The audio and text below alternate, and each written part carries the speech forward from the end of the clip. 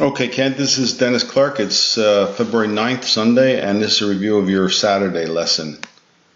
Um, First of all, we've got to remember a little narrower stance because the wider stance tends to put too much weight on the back foot, and that's what we're fighting against. Okay, so what I'm trying to do is get your center of mass of your body to stay right over the ball during the whole time as much as possible. But see how much it's swayed off? A lot of your weight is really outside of your foot there.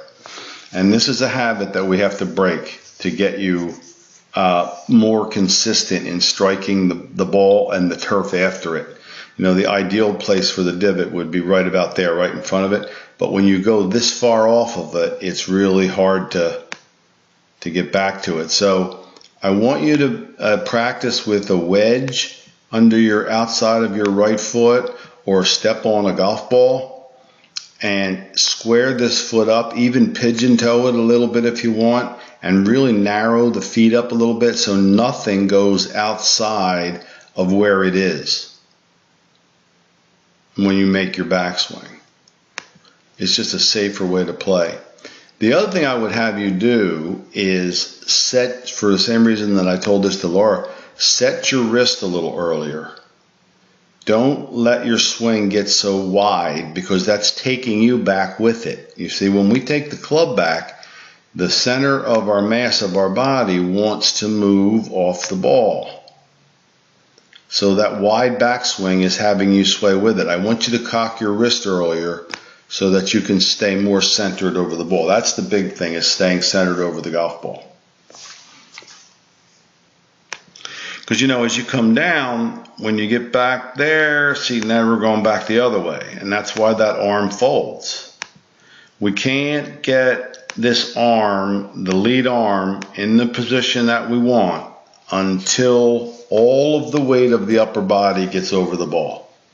That's the only way you'll have room to be able to swing through the ball without hitting it fat, is to make sure that the upper body is over the lower body. Okay? So that's critical. There's too much weight. There's too much weight hanging back this way. That's one issue. Now, we introduced something else to you yesterday too, which was your swing plane issue that you fight at times. And I want to see if I have one of those.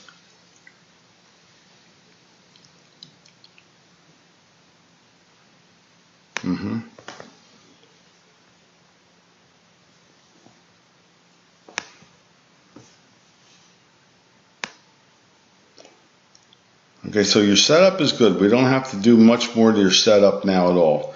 It's all of your changes are going to be dynamic. Remember, the club always wants to come slightly inside. And we do want to cock the wrist and fold the arm a little bit sooner on the backswing.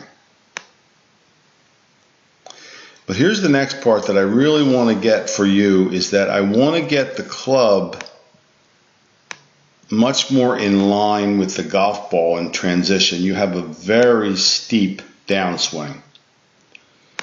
So now that we're having some progress, you've got the club pointed down at the ground here, and it'll if you add that to your sway off the ball, and there's no question why you hit behind it sometimes. Okay, so let me show you one that'll help you here.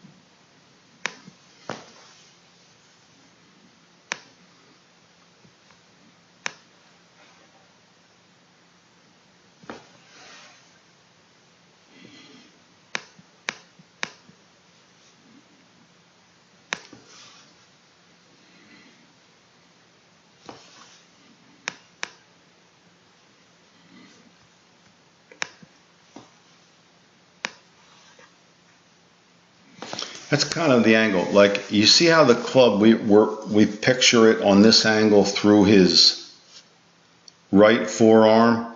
That would point the butt of the club at the ball. Do you see on yours where the club is, we're picturing it through your shoulder, and the butt of the club is pointed at the ground? That's kind of what we're going to keep working toward next. So if we do both, if we learn to stay more centered on it in the backswing, and we get the club down on a better plane with you getting through it, we're home. Because there's no predicting, when a club comes down that steep, there's no predicting where you're bottoming out. This one's really close to the heel, as you can see. If you come in on plane and you really move your body, he's going to expose the center of that club to the ball a lot. And of course he does. He's a professional. I'm not saying that you swing like these professionals. I'm just pointing positions out that would be helpful to you. Your downswing has to flatten. Because when it begins down that steep,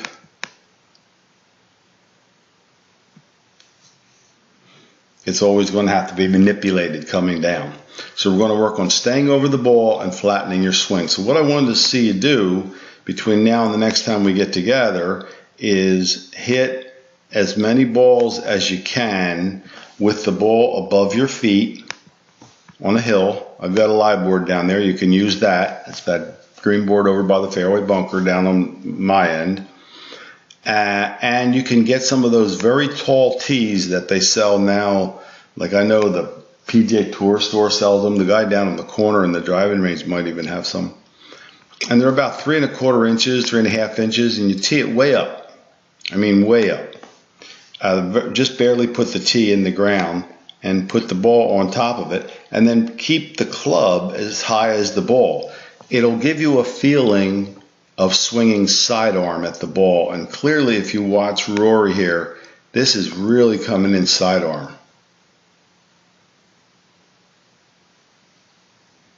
There's a lot of arc to that club. Watch the movement of the head of the club. It's real low. He's coming in belt high and around his belt. See, you don't want to. We want to get out of that chopping mode that you're in right there with the club pointed that steeply. You know, it's the skipping the stone across the pond feeling, sidearm pitching. And if you hit balls up here, you might get more of a feeling of that, and then gradually lower it and lower it and lower it till you can feel it. Okay, I hope that helps you.